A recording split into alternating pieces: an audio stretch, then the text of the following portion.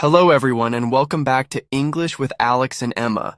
I'm Alex and joining me today is the brilliant Emma. Hi everyone! We're so excited you're here because today's episode is all about common English mistakes that you must stop making. Whether you're just starting to learn English or looking to polish your skills, this episode is for you. That's right. We're going to break down some of the typical errors many English learners make, and we'll explain how to fix them. Before we dive in, remember to hit that like button, subscribe to our channel, and click on the notification bell so you never miss an episode. Your support means the world to us. Let's start with one of the most common mistakes, mixing up your and your. Alex, do you want to explain the difference? Absolutely. Your is a possessive adjective. It shows something belongs to you. For example, this is your book. On the other hand, your is a contraction that means you are. So you can say, you're learning English. Exactly. A simple way to remember is that your always stands for you are. If you can replace it with you are, and the sentence still makes sense, then you're using it correctly. For instance, you're going to love this lesson becomes you are going to love this lesson. Great tip, Emma. And remember, if you're ever unsure, try replacing your with you are in your sentence. If it fits, then it's correct. If not, then it should be your. For example, is that your coat? Makes sense because coat belongs to you, and you are would not work there. Another way to practice is by writing a few sentences with both words. For example, your smile is beautiful versus you're smiling beautifully today. Repeating these examples will help you get comfortable with the difference. And don't worry if you make mistakes at first. English can be tricky, and practice is the key to improvement. So keep practicing and soon these mistakes will be a thing of the past. Now let's talk about another set of confusing words. There, and there. These words sound the same, but they mean very different things. Right. There usually refers to a place like, the park is over there. It can also be used in sentences like, there are many people in the room. Then we have their, which is a possessive adjective. It shows that something belongs to them. For example, their house is big. This means the house belongs to them. And finally, there is a contraction for they are. You could say, they're going to the party tonight, which means they are going to the party tonight. A helpful trick is to read the sentence out loud. If you can replace there with they are, and it sounds right, you're using it correctly. For there, think about ownership. If something belongs to them, it's their. And if it's a place or an introductory word, use their. Absolutely. Let's practice a few sentences together. There is a book on the table. Their car is parked outside. They're going to learn English today. Practice like this every day, and soon these words will become second nature. Even native speakers sometimes mix them up, so don't be too hard on yourself if it takes some time to master. Exactly. Keep practicing and always double-check your sentences. One more tip. Write down a few sentences using each word and then read them out loud. It makes a huge difference. Moving on, let's talk about articles. A, an, and the. Articles are small words, but they can be tricky. Yes, they are.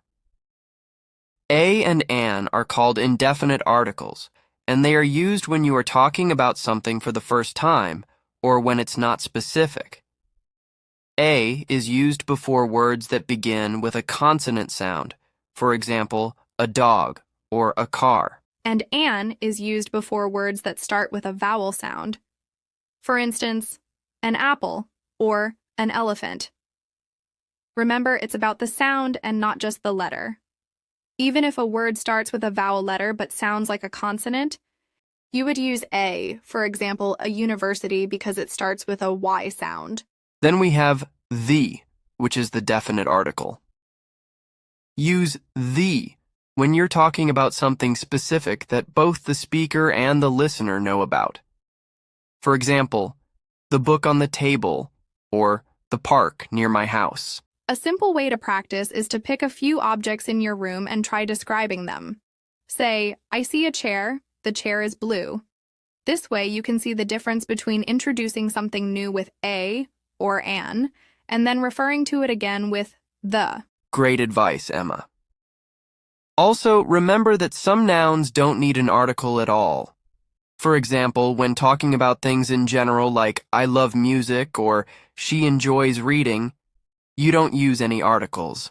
Keep practicing and try to listen to how native speakers use these articles in everyday conversation. Over time, you'll start to notice the patterns and it will become much easier. Now let's discuss subject-verb agreement.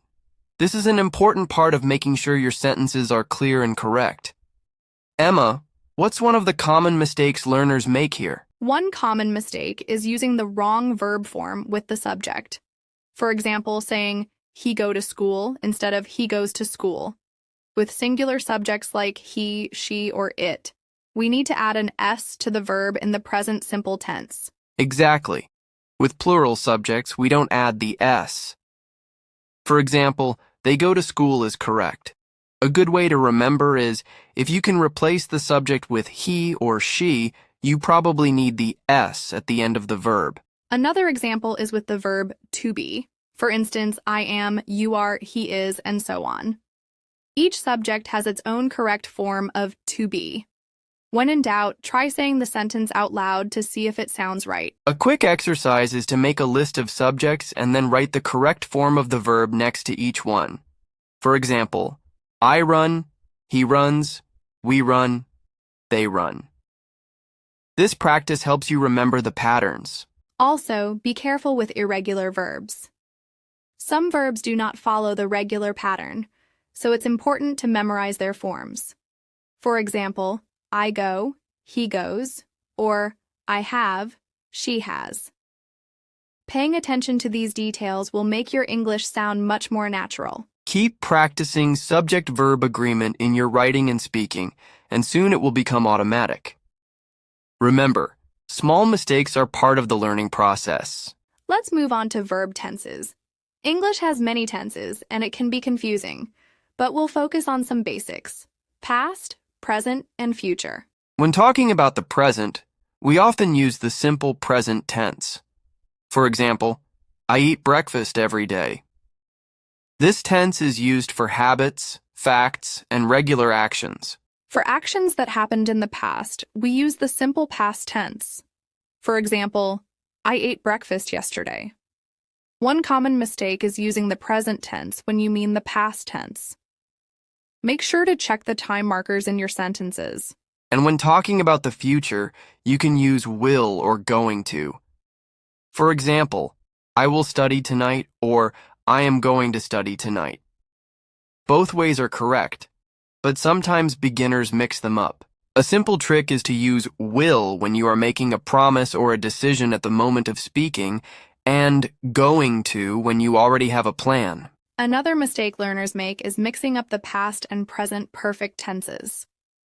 The present perfect, e.g., I have eaten, is used when the time of the action is not specific, or when the action has a result in the present. For example, I have seen that movie implies that the experience is relevant now.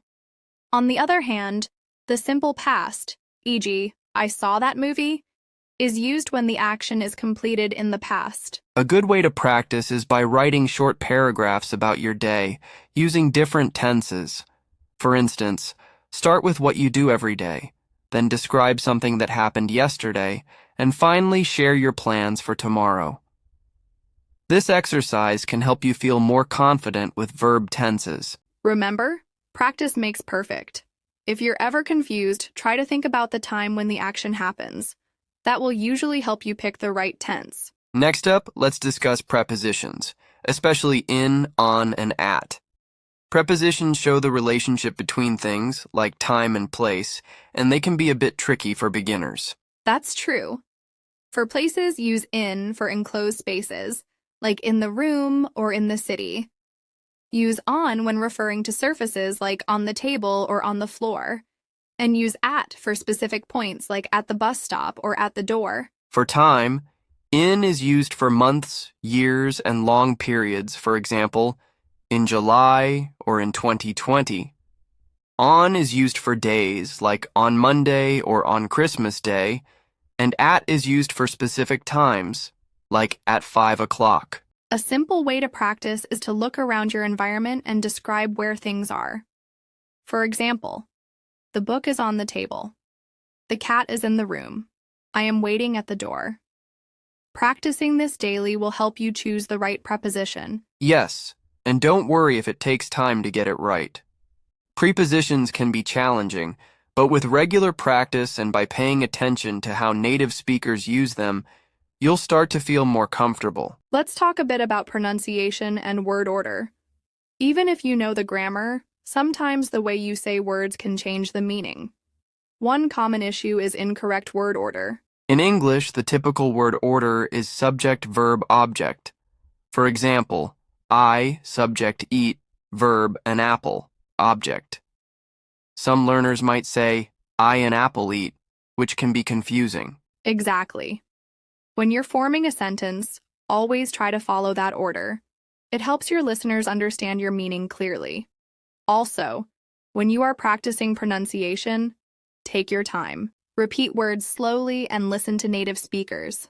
Podcasts, songs, and videos are great resources for this. Another point is stressing the right syllables in words. English is full of words where the stress makes a big difference in meaning. For example, the word record can be a noun or a verb depending on which syllable is stressed. Listen to how native speakers use these words and try to mimic their intonation. Practice makes perfect. Try recording yourself speaking and compare it with native speakers. This way, you can notice any differences and work on improving your pronunciation and word order. That's all for today's episode of English with Alex and Emma. Keep practicing and remember, every mistake is just a step closer to mastering English. Have a great day and happy learning. Until next time, keep speaking, keep practicing, and keep improving. See you in the next episode. Goodbye, everyone.